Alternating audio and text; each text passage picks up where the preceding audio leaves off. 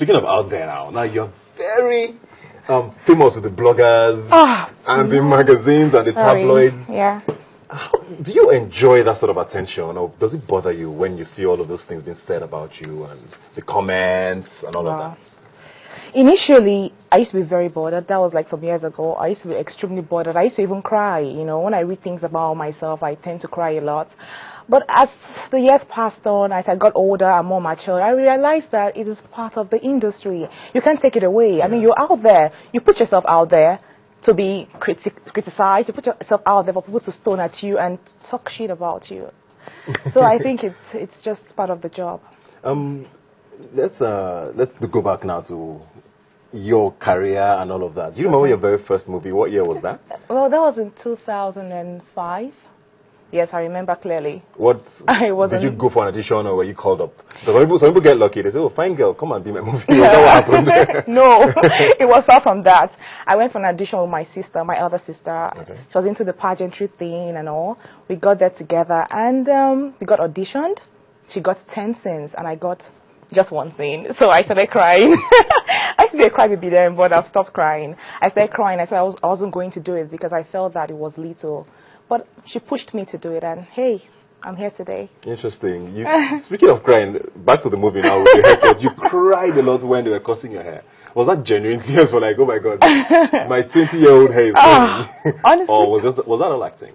No, it wasn't acting. It was real. You know, at some point, I just told when they were rolling tape, I was like, can you just stop? Can you stop? I told everybody to just stop. They were like, what is it, Chika, what is wrong with you? We paid you to cut this hair. I said, I don't want to do it anymore because it's very emotional for me. You know, I'm used to long hair. I've been growing my hair all my life, and I just have to do it. So are you going to grow it back, or is this the new Chika?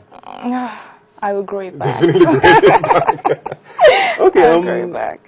Let's go to some, I don't want to call them controversies, but things that keep coming up when people talk about you. Okay. You opened a store recently in Abuja. Not too recently, but you have a store in Abuja. I do. Yeah, and one of the comments I saw at the time, oh my God, actresses cannot afford things like this with their salaries and all of that. Then they talk about some senator funding it, and okay, let me just ask, are you dating any senator? I am not dating any senator. You know, people just cook up stories in their mind and tell the public. They don't even understand you. They don't even know you. I was really shocked when I heard that. I was like, what is all this? Where is it coming from? But hey, it comes with being out there. It comes with being successful. Okay, I know. How tough are you? Like, I mean, I don't even get those comments. And when I see the comments about you, I am hot for you. So what makes you, how tough, how do you get to that stage where you're like, okay, I don't really care what people say? Especially considering that these are also the people you ask for. Well, I am only human. I try so hard not to read. I try so hard because we're only human. When you read stuff about you, it has a way of affecting you somehow. Even if you say, oh, I don't care, whatever, I don't really care. We are human. I mean, there are some things you hear about yourself that you go, how can someone even think about this? How can someone even cook up these stories in their head and even write it? But you come to a stage in your career where you tell yourself, you know what? I have to do my job and I have to do it well. I have to move on. I have to go past all this things they've said about me and just forge ahead. Let's talk about Asaba now and New Nollywood. Okay. It's almost two industries now as it is. Mm-hmm. Which of them do you prefer, first of all? Because I know Asaba brings a lot of the money and the fame, whether we like it or not, these days. That's where you get your mass appeal and all of that. But then the New Nollywood is more, modern. You do your cinema premieres. Yeah. What do you think works for you? And where do you think there needs to be a sort of emergence of both? Honestly, both work for me because obviously I'm an actress and I can work anywhere. And I can work as long as the script is very good. But I do more of the Asaba, as you call it, straight DVD movies. Yes, the Eastern movies a lot because most of their locations are in the East. Well, I think they are both good, but I think that commercially the movies in the East are making more waves. The cinema is here to stay. We'll keep trying to encourage Nigerians to be more cinema cultured. I think so far so good. The merge is coming. They're coming together now. They're coming together. Slowly.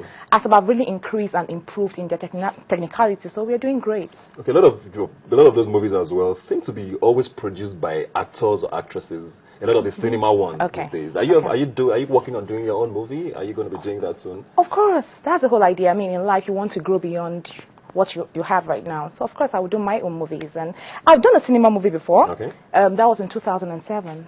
Oh, wow. And so you're one of the first. Yeah. It was premiered in 7 cinemas in London. Odeon Cinema and Cineworld. It was big, yeah. Yeah. What are your thoughts on your fellow actresses now? We always hear about rivalries. We once heard about Genevieve and Omotola not talking until pictures surfaced that they were all best friends. Then there's the Rita and Mona Lisa issue that we don't know whether it's true or not. Are those things true, and how does it affect people working with each other? Well, you know, when you're doing so well and your colleagues are also involved, people have a way of just trying to instigate problems. It's normal. Like, they just try to cause commotion and just create a story out of it. I think we're all human beings. Yeah, we have issues sometimes, which we solve and resolve them. But I think they don't really have problems. I think it's none of anyone's business anyways if they do. I try to take out my friendships outside the industry. I have my best friend, and she's not in the industry. I take my business out of the industry, and I just do my business as a professional, as an actress in the industry. So I try not to make too many friends, personal friends. I can see how diplomatically correct you're trying to be there. No, I'm not trying to. Is that because you think actresses don't make very good friends? You know, in life generally, it's hard to have a best friend with the same interest as you have. It's the truth. Opposites attract. Yes, it's the truth, because you might want something so much, I might also want that thing so much. How do I explain to myself that? How do I always take the good ones and give you the bad ones? I mean, how do I always? It's difficult, really. So I just try to maintain my relationships outside the industry, basically. Okay, friendships aside now, which actresses do you look at and say, wow, I like her, I like her movies, I like the way she acts? Even not necessarily a role model, but people that you look at and appreciate their work in the industry. I like a lot of them. I call her Auntie Joke Silva. We all love Auntie Joke. I love Liz Benson a lot. Yeah, I love a couple of them. Yes. No, that you didn't call any of your peers. You have to call the aunties and the... Oh, no, of course. I love Genevieve. I love Omotola. Of course, I do. Yeah. When you look at, okay, I mean, Genevieve was featured once on Oprah, Omotola is in Time 100. Yeah. Are those sort of the things you aspire to get to? Of course, yes. What do you think you need to do to get there? I mean, do you think, you talked about Sabah. Yes. Do you think the recognition is going to come from there, or you need to go international? I see a lot of people running into America now to do movies with white actors, because most of them are not A-list actors in Hollywood. Is that a path you're trying to pursue? You're so good, you. Well, honestly, I'll keep doing my job as an actress, and we all started from the East. We all started from there. Everyone started. I mean, that was where Nollywood started from. So I'll keep doing my thing, and also try to improve myself, and also try to do my own stuff, and hopefully it always comes. So just be patient. Yeah. One more thing. Okay, I got a tweet actually. I forgot to say that about the picture you took in court when doing your divorce case and all of that. Why did you do that? Did you expect the sort of backlash you got, and you didn't really care whether it was backlash? Why did you take that picture and put it up? And put it up where? We saw it on blogs. I mean, it didn't come out of nowhere, did it? Yeah, you know what I do? I think BBM is no more private. Okay. That's the truth. It's no more private. We just try to put what we want on our DPs, and nothing really private, because when you put things out there, he has a way of just sneaking out of your Okay, so that was a display picture on your BlackBerry, and someone took it up and sent it to you. I guess so. So, I don't know. It's just weird, because who are these people on your... I mean, BBM that's supposed to be like for friends. Yeah. Why? How do you get to have people there who are not necessarily... If I want something out there, I have a publicist. I tell her or him what to have, two of them I work with. I tell them, okay, I want this thing